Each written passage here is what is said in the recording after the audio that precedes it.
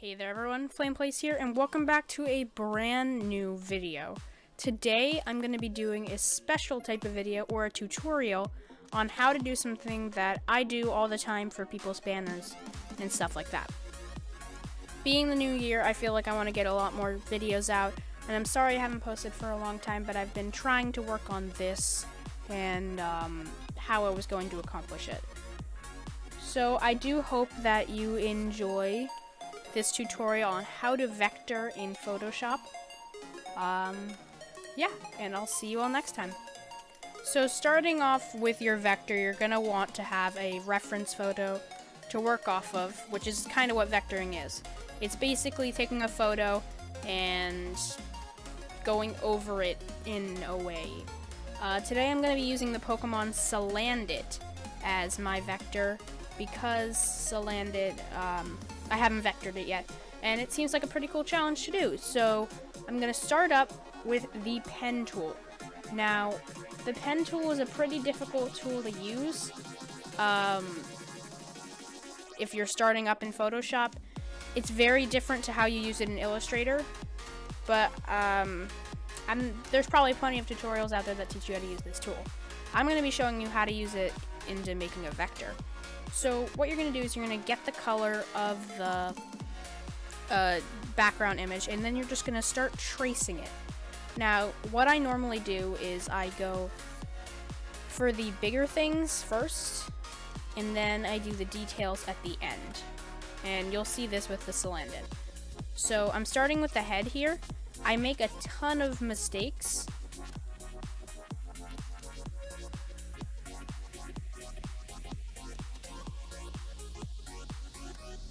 So I try to figure out how I'm going to do the head.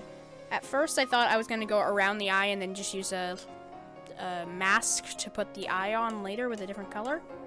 But I decided to make it a separate entity completely. The same thing with the ears and the teeth. Over here I was adjusting the opacity because sometimes it will get in the way of what you're doing. So you can turn on the opacity, still see the lines, and still see what you're doing as well. So I turn it down to about 43 so I can still see what I'm doing.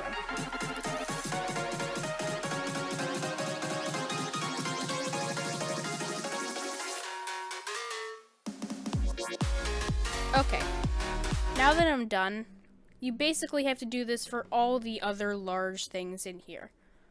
But what I'm doing first is I'm wrapping up the head. I'm not making the specific details, I'm just adding on the teeth.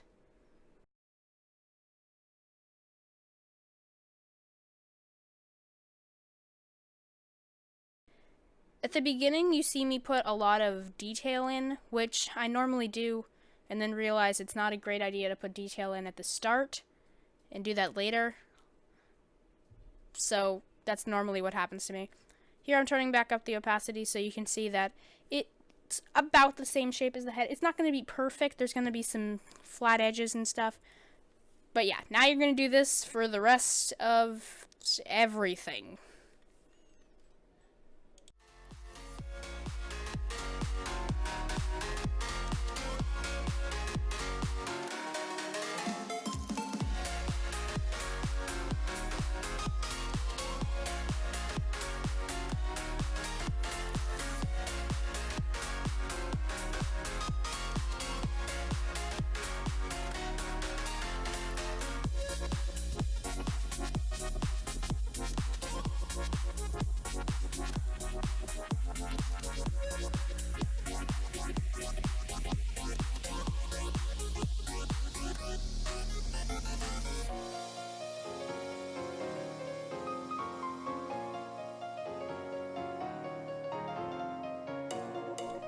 The next part is detail. Detail is one of the most important things, and don't confuse detail with shading. They're two different things. You can combine them if you want, but in the vector world, we like to keep them separated. For detail, we're talking about creases, eyes. Yeah, that's basically it. But when you're going back and doing detail, you can add small I just used the word detail twice, but whatever. You can add small details such as small glints or nostrils or folds in like the leg. So as you're doing that, just think about the overall picture. Do you want them to be darker, or do you want them to be lighter? You really have to look at it to see what you want. And remember, you don't want it to look exactly like the original, because then you're not really doing much at all. You're just copying what they already had. But you should do that for the rest of whatever. And if you're doing Salandit, be sure to send it to me. I'd love to see it. Yay.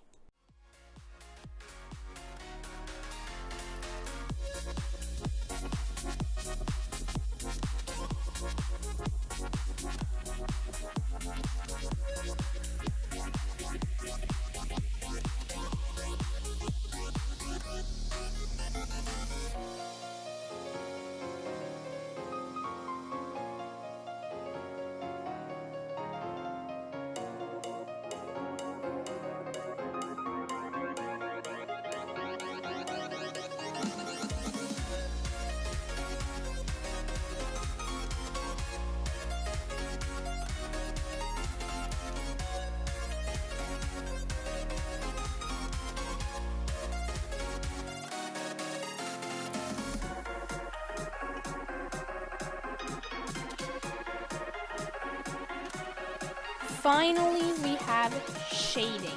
Now, shading is one of the hardest parts for me, and I've been doing this with two methods. I'm only going to show you one today because I don't feel like going through all the trouble of doing the second one, but I will still tell you about it. So, the method that I used for this Salandit is just using the pen tool to go over the shaded areas. Now, what I normally do on others, like this Vulpix, or let's say this other thing that I'm putting up on screen now. Okay, this Litten, or this Poplar, or this Rowlet. All of those have the other style that I do, where I take the brush tool and I blur it a little bit. I turn the hardness down and I go over the shaded areas. Now that makes it a little more soft and not as like rough as just doing the pen tool, but I think both ways work in their own fashion. So depending on what you want, you can do one of these two ways.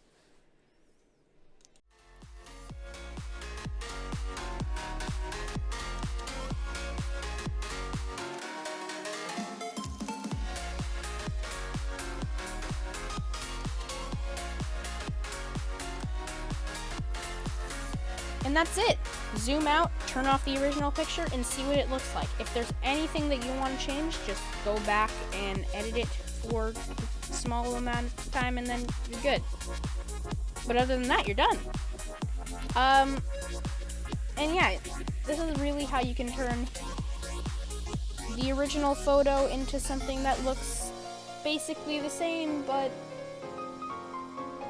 you made it. Wow, I don't know what I'm doing with my life. I need help. Anyway, I hope you did enjoy. Be sure to send these to me on Twitter. I have a Twitter account. Boom, put it on screen. Yeah, that's not shameless plug. And go check out some of my other videos if you did enjoy this one. Be sure to hit that subscribe button, and I will see you all next time.